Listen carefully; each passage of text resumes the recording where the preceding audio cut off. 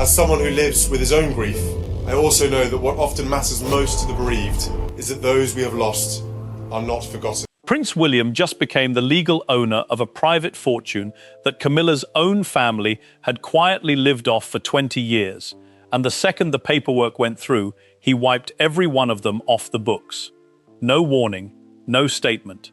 Just a routine financial document with one name suddenly missing. And what insiders say is coming next has allegedly left Camilla facing a question she never thought she'd have to ask, because every home she wakes up in belongs to someone else, and that someone is about to decide her future. If you love royal stories where we actually dig into the paperwork behind the headlines, hit subscribe now, because this one only gets heavier from here. It began the instant Queen Elizabeth II died at Balmoral in September 2022. Charles became king in that same breath, but something else happened at the exact same moment that barely made a single headline. William, at 40 years old, automatically inherited the Duchy of Cornwall, not a ceremonial title. Full legal ownership of one of the oldest private estates on earth, untouched by any monarch for almost 700 years. The duchy is worth an estimated $1.2 billion. 135,000 acres across 23 counties, ancient farms, ancestral castles, even entire islands. It was created in 1337, specifically so the heir to the throne could never be financially controlled by the king himself. By 2025, William was reportedly earning around $30 million a year from it, paying tax on it voluntarily, because the law has never actually required him to. But here's the detail almost nobody connects.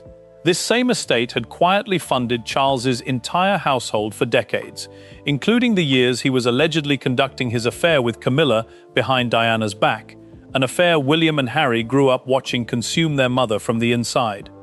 And sitting inside the duchy's staff records for nearly 2 decades was Camilla's younger sister, Annabel Elliot, reportedly hired in 2005 without any competitive process, designing interiors across royal properties simply because of who she was related to.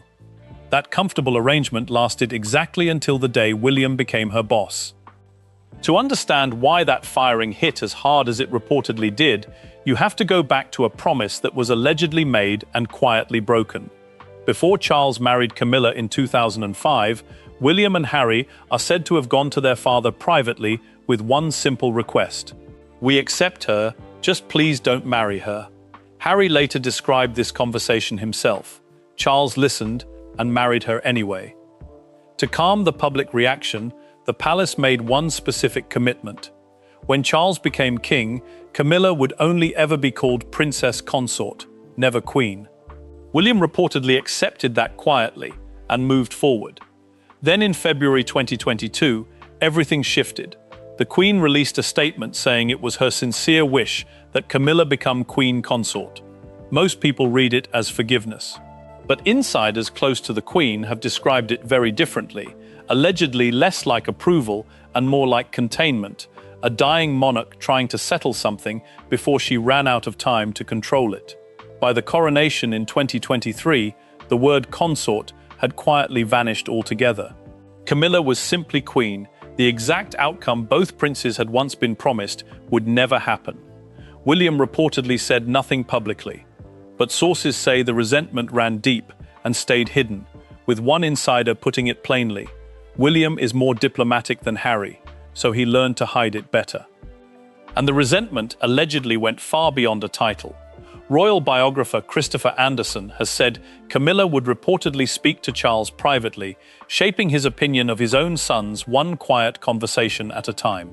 Her team has also been linked to press stories that damaged William and Harry's public image, including the widely reported and reportedly false claim that Meghan made Kate cry before the 2018 wedding, a story insiders say the family knew wasn't true and never publicly corrected. There's also a darker layer beneath the Annabel Elliot story that rarely gets mentioned.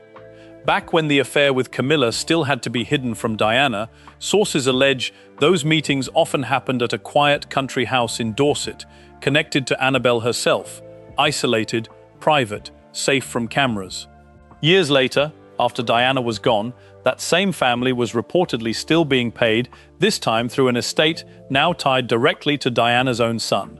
It's reportedly one detail William never forgot. So when William finally held the power to act, the question was never whether he would. It was only how. He didn't call a meeting or make a statement. He simply let the Duchy of Cornwall publish its routine annual accounts, a dry financial record almost nobody outside royal circles ever reads. And there, quietly, Annabel Elliott's name was gone. 20 years of royal employment ended without a single public word. This wasn't a small loss. Annabel had once been named among the UK's most influential interior designers, with work spread across a dozen historic royal properties. None of it mattered. One royal source described William's move bluntly, saying he wanted to cut away the hangers-on and undo the lavish spending built up around his father's era. Cut away the hangers-on. That phrase alone reportedly said everything.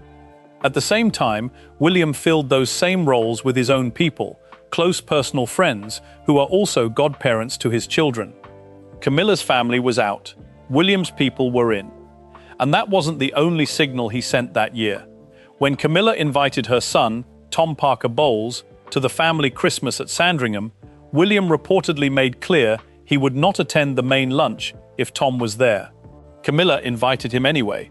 William stayed away entirely, spending the day with Kate and their children at Anmer Hall instead, on an estate he will one day fully own.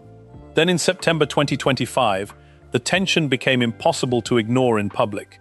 During a state visit, Kate was seen in warm, easy conversation with a foreign dignitary's wife, when Camilla reportedly stepped in and made a short, sharp hand motion toward her, a gesture body language experts widely read as a signal to step aside. The moment spread everywhere within hours. Behind closed doors, one source said it landed hard with William because this was no longer a private disagreement. It had happened in front of the entire world. Around that same period, King Charles, still managing his own cancer diagnosis, reportedly began having quiet, urgent conversations with his son. The message, according to insiders, was simple. Leave Camilla alone. Protect her. Don't push her out. A king allegedly spending what could be his final years trying to secure his wife's future by appealing directly to the one person who could take it all away. Think about what that actually means. A father, reportedly running out of time, having to plead with his own son to be kind to his wife. That's not an ordinary conversation between a king and his heir. That's a warning. Because here's the part that changes everything. Right now, Camilla's position looks completely secure. Official royal duties, patron of more than 90 charities, the full public protection of the crown. But almost every piece of that security is tied to one man, and that man is currently living with cancer. Sandringham and Balmoral are not government property. They are privately owned, passed directly from monarch to heir in exactly the same automatic way the Duchy of Cornwall passed to William back in 2022. Balmoral alone is worth an estimated $140 million. Sandringham, around $65 million. Together, that's over $200 million in private property Camilla currently lives inside and calls home. None of it legally hers in any document that exists anywhere. Balmoral carries weight beyond the money. It's the same estate where a 15-year-old William learned his mother had died back in 1997, and in a detail that has stayed with royal watchers ever since, when Charles received the call from Paris that night, the first person he reportedly phoned wasn't the Queen, who was also staying at Balmoral. It was allegedly Camilla. When Charles eventually passes, the transfer happens instantly and automatically, exactly as it did in 2022, with no waiting period and no ceremony required.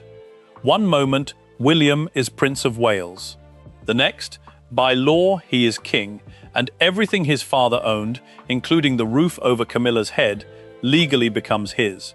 Kate becomes queen, and Camilla loses the title queen entirely, most likely becoming known instead as Queen Dowager, a visible step back the entire world would notice. Here's the detail that should genuinely concern her.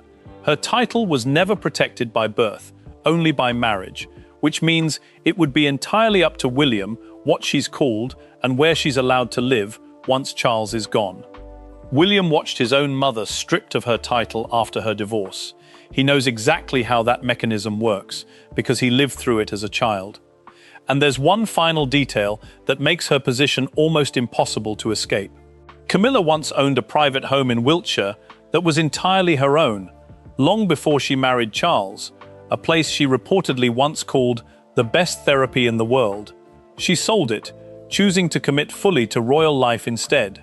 Which means that when Charles dies, Camilla will reportedly have no private property of her own left anywhere on earth. She would live wherever William decides she lives. The woman who allegedly spent 2 decades shaping the palace narrative and quietly maneuvering against Diana's sons may end up entirely dependent on the goodwill of the very man she once tried to outmaneuver. No estate of her own, no guaranteed title, no home that legally belongs to her. Only the decision of a king who has reportedly been keeping score since he was a teenager, standing on the grounds of the very house he's about to inherit. And that's really what this entire story comes down to. In this family, power was never about the crown itself. It was always about the deeds, the paperwork, the names quietly added or quietly erased from documents almost nobody ever reads. William never needed to raise his voice once. He simply waited for the ownership to catch up with the resentment and let the paperwork speak for him. If royal history hits differently when you actually see the receipts behind it, subscribe now, because next week we go even deeper.